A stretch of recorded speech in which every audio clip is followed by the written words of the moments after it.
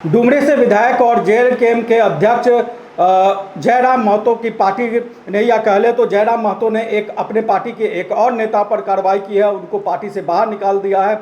और कहा जाए तो लगातार हर महीने इस तरह की खबरें आती है जब अनुशासन का हवाला देते हुए पार्टी के एक नेताओं को निकाला जाता है, जो कहा जाए तो पार्टी के बड़े नेता होते हैं। उसमें से कई ऐसे नेता रहे हैं जो पार्टी के उम्मीदवार विधानसभा चुनाव में रहे हैं, और इस बार भी जयराम महतो ने अपनी पार्टी से एक ऐसे उम्मीदवार को निकाल दिया है जो कहा जाए तो जयराम महतो की मुहिम की हवा निकाल रही थी। इस बार जयराम महतो ने गुमला विधानसभा सीट से उम्मीदवार रही, जेएलकेएम के उम्मीदवार रही निशा भगत को पार्टी से निकाल दिया है। और जो पार्टी के निकालने के पीछे जो वजह बताई गई है, उस वजह में वो मुहिम है जो एक तरह से कहा जाए तो जयराम महतो की बड़ी मुहिम है, जयराम महतो के राजनीतिक पहचान की एक बड़ी वजह है। उसका एक तरीके से कहा जाए तो पिछले कई दिनों से वो हवा निकाल रही थी, कई दिनों से उस मुहिम को कमज़ोर करने की कोशिश कर रही थी, उस मुहिम को धीमा कर रही थी। और यही वजह रही कि जयराम महतो ने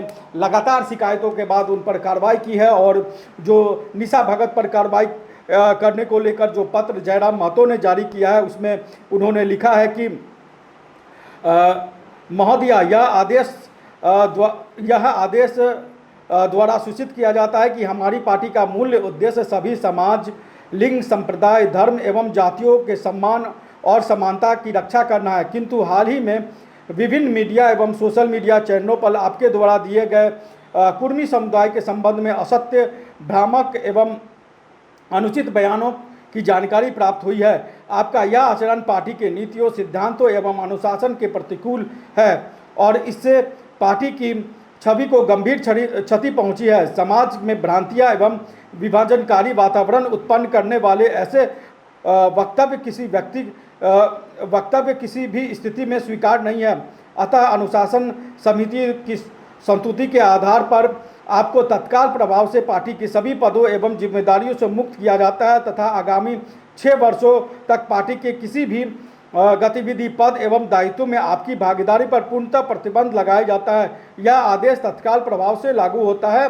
इसकी प्रतिलिपि जिला पदाधिकारियों एवं प्रखंड पदाधिकारियों को भी जारी कर दी गई है। और जयराम महतो जिनकी तबीयत खराब है, उस तबीयत खराब होने के दौरान ही जयराम महतो ने जो ये पत्र जारी किया है। और इस पत्र में निशा भगत को लेकर जो कार्रवाई की गई, ये निशा भगत को पार्टी से बाहर करने का जो रास्ता दिखाया गया है, उसको लेकर ये पत्र लिखा है। निशा भगत लगातार जो कुर्मी जाति है उसको जो एसटी का दर्जा देने की मांग होती रही है, जयराम महतो भी उसको एसटी के मांग देने की बातें करते रहे हैं, आवाज़ उठाते रहे। और झारखंड में जो कुर्मी समाज के लोग हैं उन इस पूरे मुहिम के साथ एक तरीके से जुड़ी हुई है। लेकिन निशा भगत ने कुर्मी समाज के लोगों को एसटी का दर्जा दिए जाने का विरोध किया। इसको लेकर सोशल मीडिया में कई बयान चले, कई विरोधाभासी बातें सामने आई। इसके बाद जयराम महतो ने आखिरकार उनके ऊपर कार्रवाई कर दी। और कहा जाए तो निशा भगत पिछले कई दिनों से कई तरह के बयानों को लेकर चर्चा में बनी हुई थी, और कई उनके विवाद पहले भी, इससे पहले भी जो है वो विवादों में रहे। और जयराम महतो जो लगातार अपने पार्टी के नेताओं और कार्यकर्ताओं पर कार्रवाई कर रहे हैं, उसमें एक नया नाम निशा भगत का जुड़ गया है। लेकिन सवाल इसमें दो उठता है, क्योंकि हमने देखा है कि इससे पहले भी जयराम महतो ने अपने पार्टी के कई नेताओं पर कार्रवाई की है। लेकिन उस कार्रवाई के बाद कुछ समय के बाद, कुछ महीनों के बाद एक तरह से कहा जाए तो उस कार्रवाई को वापस लिया। और कई ऐसे नेता हैं जिनको पार्टी से बाहर निकाला गया, लेकिन कुछ महीनों के बाद जयराम महतो ने उस नेता को अपनी पार्टी में वापस लिया, उनकी वापसी हो गई। तो क्या निशा भगत जो एक तरीके से जयराम महतो की जो मुहिम है, खास मुहिम है, उस मुहिम की हवा निकाल रहे थे, उस मुहिम के खिलाफ बयान दे रहे थे, क्या निशा भगत को भी कुछ महीनों बाद पार्टी एक बार फिर से ज्वाइन करा दिया जाएगा, पार्टी में उनको शामिल करा लिया जाएगा? क्या घाटशिला उपचुनाव के बाद जो 2-3 महीने बाद होना है, उसके बाद क्या निशा भगत की पार्टी में वापसी हो जाएगी? अगर पार्टी में वापसी उनकी नहीं होती है तो ये बात साफ है कि निशा भगत, अगर 6 साल के लिए उनको पार्टी से बाहर निकाला गया है, यानी कि 2029 में जब विधानसभा का चुनाव होगा, तो निशा भगत जेएलकेएम की उम्मीदवार नहीं होंगी। अगर इस पत्र को अगर सत्य मान लिया जाए, या इस पत्र में जो बातें, जिस तरीके के अनुशासन की बातें कही गई है कि उनको 6 साल के लिए पार्टी से निकाला गया, तो इसके बाद निश्चित तौर पर निशा भगत 6 साल के लिए पार्टी से बाहर रहेंगे। लेकिन जो जयराम महतो अलग अलग समय पर अपनी पार्टी के नेताओं को पार्टी से बाहर निकालते रहे और फिर उनकी जेल कैंप में वापसी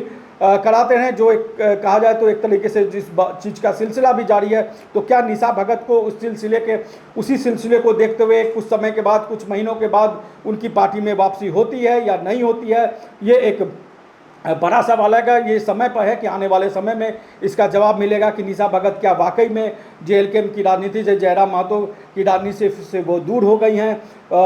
जो जयराम महतो की पार्टी, जो नई पार्टी बन के उभरी झारखंड में, उस पार्टी जिसको झारखंड में खास तौर पे कुर्मी जाति को लेकर कहा जाए तो एक बड़ा कुर्मी जाति के प्रति बड़ा आकर्षण के केंद्र के रूप में जयराम महतो और उनकी पार्टी को ले आता है, तो क्या निशा भगत समय के साथ उनकी पार्टी में वापसी होती है या नहीं होती है? जयराम महतो क्या इस तरह की कार्रवाई पार्टी के अन्य नेताओं पर भी करेंगे जो इस तरह के बयान देते हैं? और क्या जयराम महतो, जो पहले इतिहास रहा है जयराम महतो की पार्टी का कि वो एक समय के बाद पार्टी के नेताओं को, पुराने नेताओं के पार्टी में वापसी कराते रहे हैं, तो क्या निशा भगत की भी पार्टी में वापसी होगी या नहीं होगी, ये देखने की बात हो। बहरहाल जो कुर्मी समाज को लेकर जो निशा भगत ने जो बातें कही, उसके बाद जयराम महतो ने उन पर कार्रवाई की है। निशा भगत पर जो कार्रवाई है उसको लेकर आप क्या सोचते हैं, कमेंट बॉक्स में हमें जरूर बताएं। नमस्कार, जोहार। रॉयल इंडिया में आपका स्वागत है। भारत के सबसे विश्वसनीय सोलर मोटर पंप और MPPT कंट्रोलर निर्माता रॉयल इंडिया का high performance movable trolley solar water pumping system प्रस्तुत है। बेहतर दक्षता के लिए डिजाइन किया गया और आसानी से ले जाने योग्य। सरकारी परियोजनाओं के लिए अनुमोदित, देश भर के कॉन्ट्रैक्टर्स और एजेंसियों की पहली पसंद। MNRE द्वारा अनुमोदित, उल प्रमाणित, उद्योग मानकों के अनुरूप स्वदेशी उत्पाद। सार्थक ऊर्जा समाधान के लिए हमारे साथ साझेदारी करें। आज ही संपर्क करें।